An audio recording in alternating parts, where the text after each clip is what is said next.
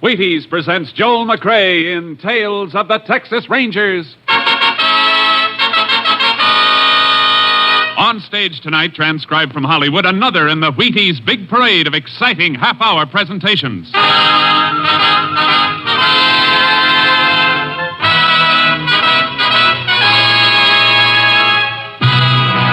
Tales of the Texas Rangers, starring Joel McCrea as Ranger Pearson.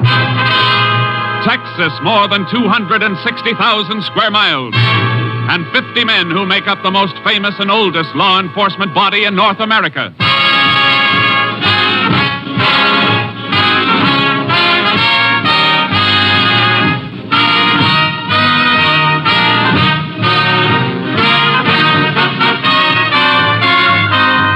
Now, from the files of the Texas Rangers come these stories based on fact. Only names, dates, and places are fictitious for obvious reasons. The events themselves are a matter of record.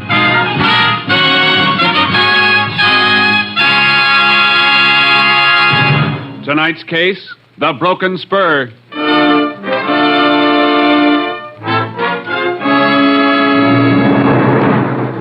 Saturday night, June 5th, 1948. The time, 10 p.m. On a small ranch 10 miles south of Cranston, Irwin County, Texas, Milton Thomas was counting a large sum of money, preparatory to locking it up for the night. As he was counting, his dog Rags appeared to be nervous. Thomas tried to quiet him. Rags, stop that. You're making me count wrong. 50, 100... What in Sam Hill's the matter with you tonight? Now stop it. Quiet, Rags. Down. Who's there? Casey. What do you want, Casey? I want to talk to you. Seems to me it's awful late at night to be knocking at people's doors. Now, if it's about that All right, get back in the room. That gun, what are you trying to do? Get your dog back or I'll... Rags! Get back or you'll get the same thing. Rags! Get away from that dog. Give me that money. No, I won't. Don't you ask for it? No, don't take Shut up. Let go of my legs. No. I said let go. No. All right, then.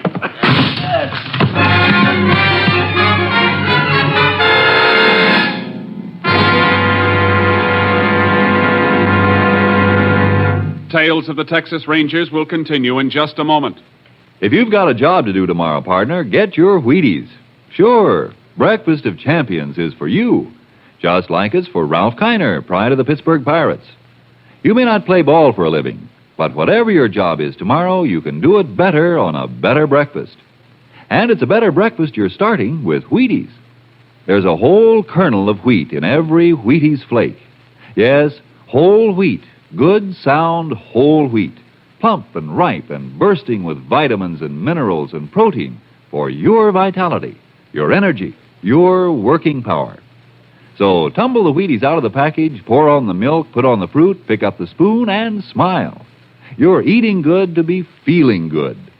Breakfast of Champions for people who are going places. Are you ready? Try 'em. See how Wheaties at 7 can help at 11.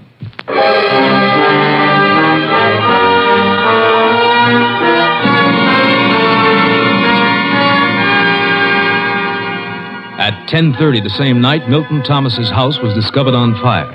The Cranston Fire Department was called. Next morning, the local sheriff, making a routine investigation, discovered the burnt remains of a broken chair next to Thomas's body. He ordered an autopsy. The results prompted him to call the Texas Rangers. Ranger Jace Pearson was assigned to the case and arrived at the scene of the fire early that afternoon. Well, howdy, Ranger. I'm Sheriff Taxon. Howdy. My name's Jace Pearson. Come on, I'll show you the house. Or what's left of it. All right, folks, step back, please. Shouldn't have all these people walking around here, Sheriff. Ruin any footprints there might be. I had my deputy here till just a few minutes ago, Pearson. I sent him down to get some coffee. All right, folks, step back away from the house, all of you. Now get back to the fence, please. All burned out except for the walls, but you may find something. You said when you called you didn't think it was an accident. I've been sheriff here for 18 years, and I'll stake my reputation it wasn't. It was arson to cover murder. Based that on the autopsy? Yep. Coroner couldn't find any traces of carbon granules in the bronchial passages or lungs. And only the normal amount of carbon monoxide in the lungs. Indicating Milt Thomas wasn't breathing when the fire started. Right. This was the front door. Burned off the hinges and fell out. That's funny. What? The lock on this door, special kind. Takes a key on both sides. When the door is shut, you have to have a key to get out of the house as well as in. Oh, that, yeah. Milt was a funny old galoot. Had them put on both doors. The windows had trick locks, too. Why? Well, folks say he kept a lot of money in the house. Maybe just a story. This lock's still working. Let's look at the back door. Oh, here's what's left of Milt's old iron safe. Was it open like that when you found it? Yep. Empty, too. This lock's not forced or broken. Kind of hard to tell much about anything after the roof fell in. Yeah, it's a mess, all right. Same kind of lock here on the back door. It's working, too. Meaning whoever started the fire was locked in? Well, look here. Whoever it was, here's where he went out. See that window glass outside on the ground? Let's climb out and look.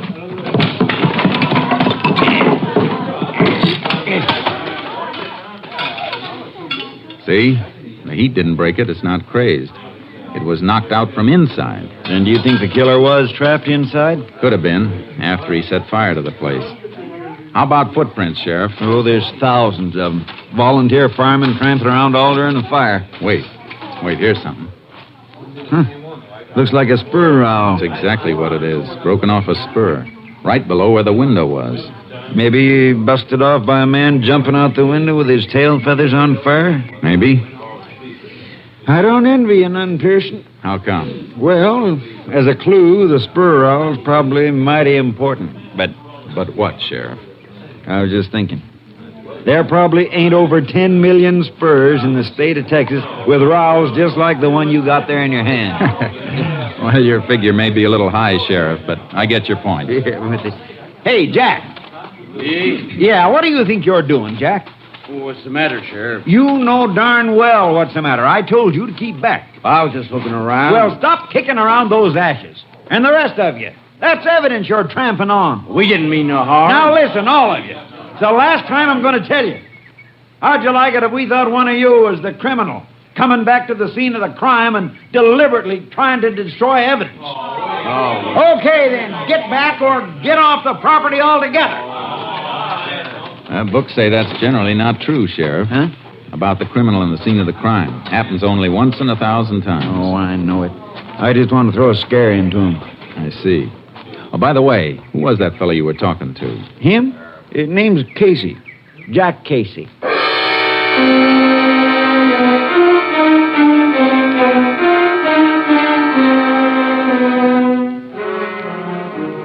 The sheriff and I went over the yard thoroughly, but any footprints the murderer might have left were trampled out by the firemen and the onlookers. Finally, some distance from the house, I found the place I was looking for. Sheriff? Huh? Come over here. What is it? Look, here's where he took off from. Hoofprints.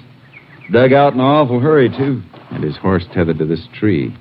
Seems to me any man who had legitimate business at the house would have tied up closer. Yeah, that's logical. Well, look here. Horse chewed on the tree. Might be a cribber. We find our man, we'll likely find a horse that chews on his feed bin. See, these tracks head west toward Snake Creek. You got a horse, Sheriff? I can get one. Good. I'll get mine out of the trailer. We're going to follow those hoof prints.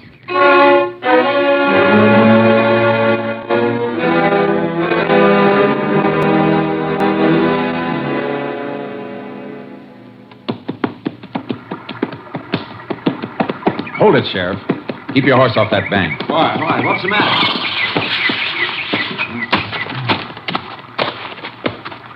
Boot prints. Good, fresh ones. Oh, I thought for a minute you'd seen a moccasin. This stream's full of cottonmouths. I'll take my kit and make some plaster molds of these prints. He dismounted here and led his horse across. Yeah, probably afraid of slipping on those flat, mossy rocks. Small foot, about size 7 or 8, I'd say. Odd track pattern, too. Not likely he was toting a heavy load. Probably a fat man. Fat? Yeah, look at his tracks. Deep, even in the dry places. I make tracks as deep as those, way over 200, but I ain't exactly fat. No, you're not fat, Sheriff. But what size boot do you wear? 11 and a half. You ever see a man your height make a footprint this small? Come to think of it, I don't suppose I ever did. Oh, wait a minute. That man who was poking around the ashes back at the house. Casey, was it? Yeah, Jack Casey. What about him? He's fat. Sheriff, was he driving a car or riding? Casey was riding his old paint mare. Say, she's a cribber. Then I'm going to need a warrant. As soon as I get this mold, I'm heading for town. Sheriff, either the books are wrong, or this Casey is 1 in 1,000.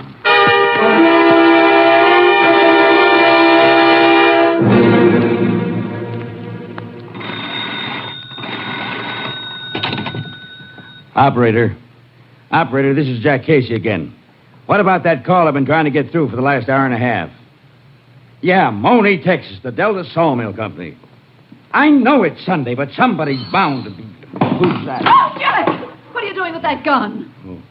Oh, it's you. Operator. Hello, operator. You said you'd call me back every 20 minutes. It was over half hour last time. Well, keep trying. Jack, who are you trying to call? And what are you doing with your shotgun? Leave me alone, Martha. Where you been since noon? You were supposed to meet me at the Tate's for dinner. I know it, but... Who's that? Who is it? Texas Ranger. What? Jack, what have you done? Put that gun away. Get in the back room. You ain't fixing to shoot him, are you? If I have to. Jack, don't do it. Please, Jack, don't be... Hold it, Ranger. Stay where you are. Put that gun down, Casey. You're not coming in here. I got a warrant here says I can. And I am. Jack, put it down. Let go that barrel. Grab it, Ranger. Give me that. You all right, ma'am? Yeah, I'm all right. Shotgun's a nasty thing to carry around cocked. I'll just take this. I want to look around a little. Is that your bedroom? Yeah. Come on. That paint mare outside yours? Yes, it is. Are these your boots? Mm-hmm. How'd you break this spur? Huh? Well, I didn't know it was broken. I'll take these boots along. You want me to get it, Jack? No. Isn't somebody going to answer it?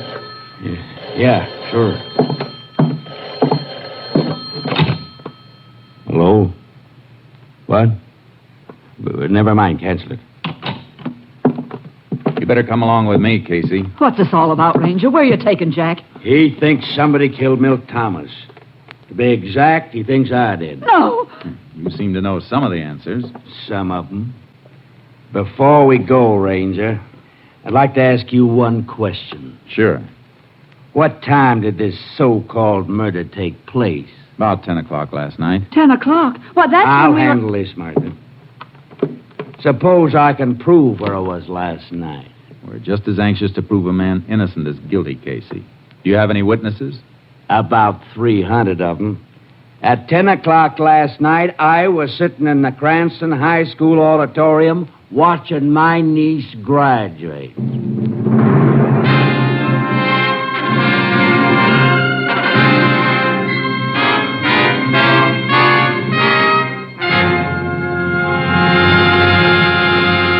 In just a moment, we continue with Tales of the Texas Rangers starring Joel McCrea as Ranger Jace Pearson. If a man rides herd on 100 head of cattle all day, first he needs his Wheaties. Yes, and if a man sits behind a big desk and pushes buttons on his job, first he needs his Wheaties. And listen, Mama, you too. If you keep track of a couple of growing up kids and wash dishes and make beds on your job, first you need your Wheaties. Yup, whatever your job, wherever you work, Wheaties can help. Whether you run a machine or pound a typewriter or play baseball for a living, first you need your Wheaties. Because here is whole wheat with the rich, full-bodied energy of whole wheat. There's a whole kernel of wheat in every Wheaties flake. That's why Wheaties give so much. Vitamins, minerals, protein. Wheaties have them, and they're for you. Pour the Wheaties into the cereal bowl, add the milk, add the fruit, and dig right in. Do that at 7. and see how much better you're working when 11 a.m. rolls around. Yes, try 'em every morning, crisp and tempting, and see if I'm not right. See if a better breakfast with the whole wheat nourishment of Wheaties doesn't make a pleasant difference in your morning's work. See if milk, fruit, Wheaties isn't honest and truly breakfast of champions. See yourself how Wheaties at 7 can help at 11.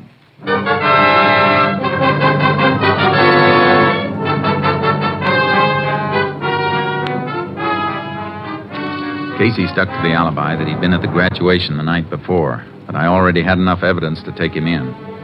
While the sheriff was out asking questions around town, I tried to break down Casey's story. I tell you, I was there. All right, take it easy, Casey. Let's assume for a minute you were.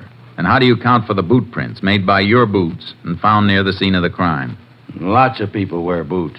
Could have been anybody. I'm afraid not. You see, I made plaster casts of those prints, and the boots, the ones you admitted were yours, matched the prints to the last nail mark. Well, I've tramped around this part of the country a lot of times. They could have been old prints. These were fresh prints. Well, what about it? I don't know. All right, then. What about the rowel we found just outside Thomas' house? One broken off your spur. I don't know anything about that either. There's no point in withholding information, Casey. You know we'll find out about it sooner or later. Well, how you doing, Pearson? Casey decided to come clean? Not yet. What about the niece, Sheriff? The neighbors say she and her family left on a vacation early this morning. You know anything about that, Casey? No. Too bad. Because I've had several interesting chats. Casey, I've just talked to 4 people who were at the graduation exercises last night. 4 people who know you. And not one of them remembers seeing you there. I was at the high school last night, I tell you. Casey, the sheriff's talked to 4 people who didn't see you. Well, who did? I don't know. It was dark in the auditorium. Didn't you speak to anybody? No. Thing had already started. And wait a minute. Yeah. I talked to one of the ushers. What was his name? Wasn't a him, it was a her. One of the high school girls. She was wearing a long pink dress. Sheriff, who's the principal of the high school? Mr. Schott. Warren Schott. All right, lock Casey up. I'm going to find out who the ushers were, and especially the little girl with the long pink dress.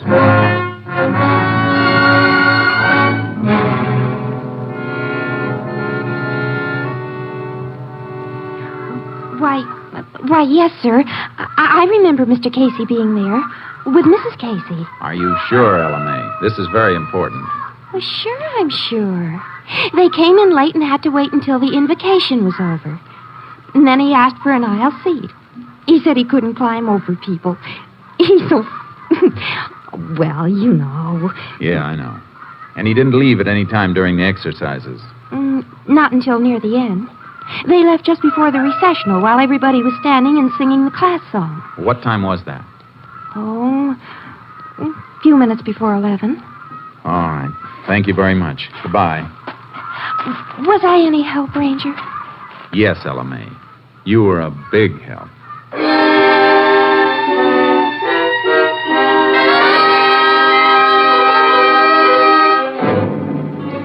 I was stuck. It looked like I was going to have to release Casey. Then I remembered something. The phone call that came in while I was out at Casey's place. The one he'd been reluctant to answer. I dropped by the Cranston telephone office. This is the call you wanted, Ranger.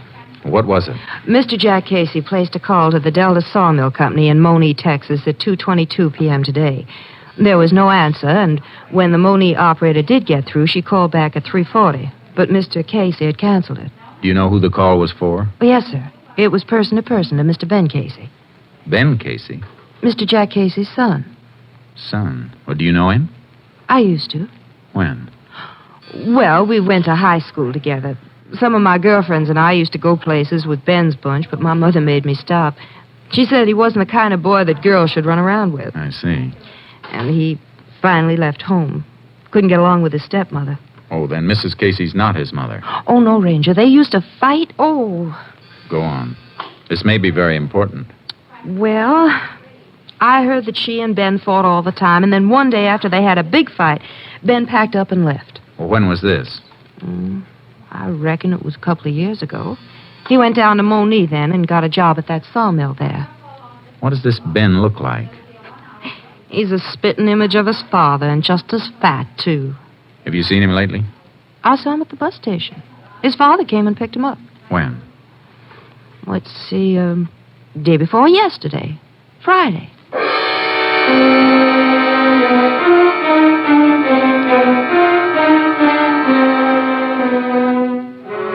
There was no doubt now why Jack Casey wasn't talking. He was protecting his own son. I put a call through to Mrs. Casey and met her at the sheriff's office. I ain't saying this because he ain't my flesh and blood, Ranger, but Ben's bad through and through. I might have knowed he was the one killed Milt Thomas.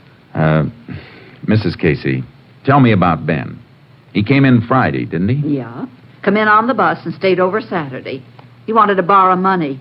He's always broke. Gambles. That's right, Pearson. Picked him up a couple of times for gambling. Go on, Miss Casey. Well, like I say, he wanted to borrow $50 from Jack, but Jack didn't have it. He just paid off a note to Milt Thomas, and he was kind of strapped. Oh, your husband owed Thomas money? Yes, but it was the last payment. Jack was joking about how Thomas always wanted cash money, didn't trust checks. Did Ben hear him say this? He sure did, Sheriff. And then he sucked around all day Saturday until we was getting ready to go to the commencement that night. And just before we left, he said he was going to use Jack's horse to go for a ride. At night? Yeah, seems strange to me, too. And then he asked could he borrow a pair of Jack's boots. He was wearing flat-heel shoes. They wear the same size? Oh, have, ever since I can remember. Well, anyway, we went on to the graduation, and when we got home, the mare was in the barn, still saddled, all sweaty. Looked like she'd been run almost to death. And Jack's boots were tossed on the floor, and Ben was gone. All right, Miss Casey. That's all for now, and thanks. You're welcome. Come on, Sheriff. We're going on a little trip.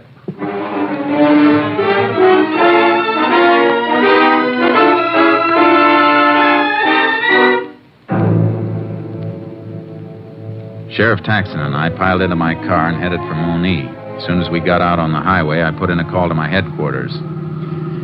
Unit 10 to KTXA. Unit 10 to KTXA.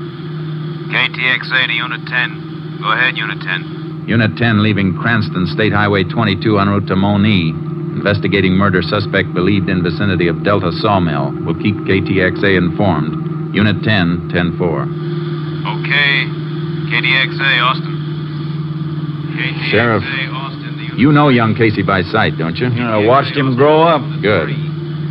If he's gone and we have to comb for him, I don't want to turn up the wrong fat man again. Oh, you'd know him now, after seeing his father. Except for age, they're the same. You mean except for age and the fact that the young one's a murderer?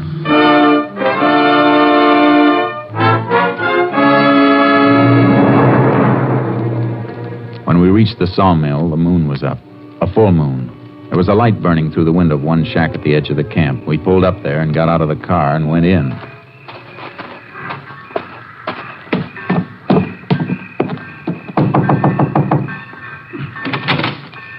Well, howdy, Ranger, Sheriff. All right. We're looking for a man named Casey. Ben Casey? Yeah, you're on? I don't know for sure. Sleeps in the big bunkhouse down the line. Which bunk? I'll show you if you like. Fine. Sheriff, maybe you better take a look through the mess hall. Fat boy like him might be fixing a late snack. If you don't find him, come up and meet me. And if you do find him, call me before you try and take him. Right. Bunkhouse is this way. No light in the place. Well, some of the boys was going into town for a moonlight dance. Don't know if Ben went with them or not. Has he been packing any money that you know of? Well, yeah, come to think of it, he had quite a bit. Said he hit it lucky in a dice game that... Well, he did get it in a dice game, didn't he? If he did, the other fella never got a chance to roll them. Oh? Here we are.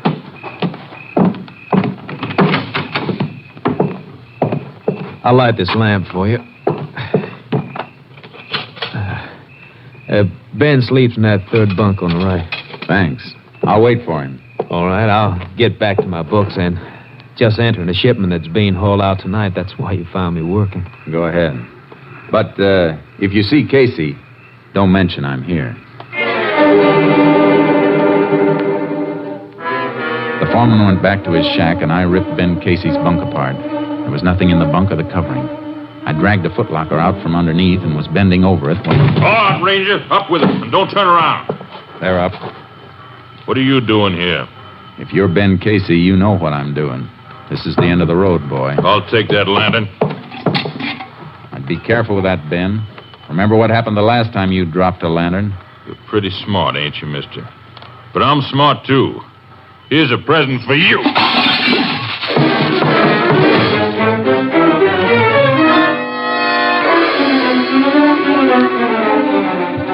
The lantern hit the edge of the bunk, and the flaming kerosene splashed over me. I beat the flames out with my hands and dove for the door. He'd rammed something against the outside of it. When I forced it open, I stumbled over a heavy log bench he'd used as a barricade. Hey, Ranger, what is it? Casey! You see him, Sheriff? Well, somebody went off that way, toward the rail siding. Let's go.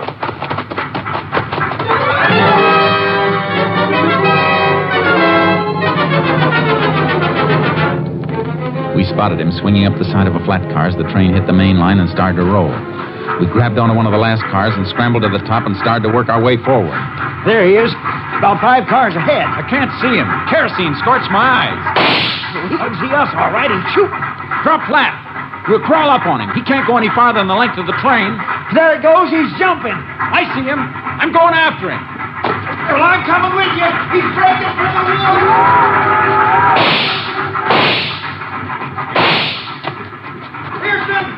Pearson, you all right? Where are you?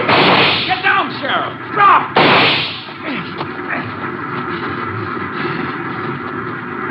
Can you see him? No, but he's close. About 10 yards in, not moving. Keep low. We're silhouetted good against this clearing. What you doing, Pearson? Taking off my jacket. See if you can find a stick about 5 feet long. Well, here's a dead branch. This do? Fine. Give it to me. What you fixing to do? I'm going to put this branch through my coat sleeves like this. Here. When I tell you, hold it up. I get it. Something for him to shoot at, huh? Right. I'll fire at his gun flash. All right, Casey. Come on with your hands up. This is your last chance, Casey. Okay, Sheriff. Lift the coat. You got him! Come on. Don't shoot, Ranger. Don't kill me. Oh, please give me a chance. Like you gave Milt Thomas? It was a short train ride, Casey, but I got a hunch you'll get a longer one soon. Come on.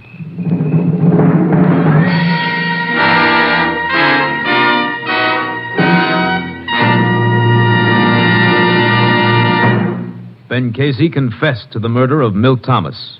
On August 2nd, 1948, he entered Huntsville Penitentiary. His sentence, life imprisonment.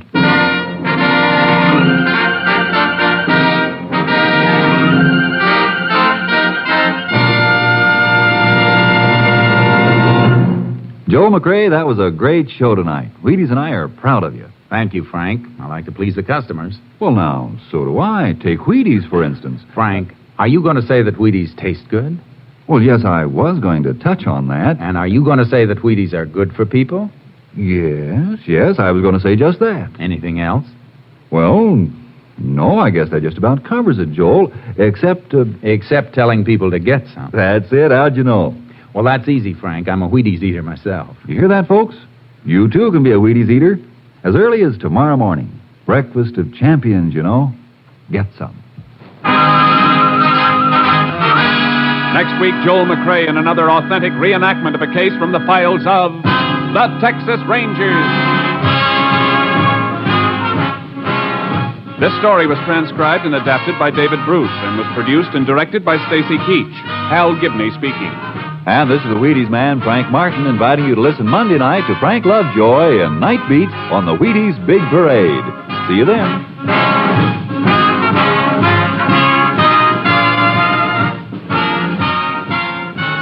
Tomorrow there's good listening with the Summer Symphony on NBC.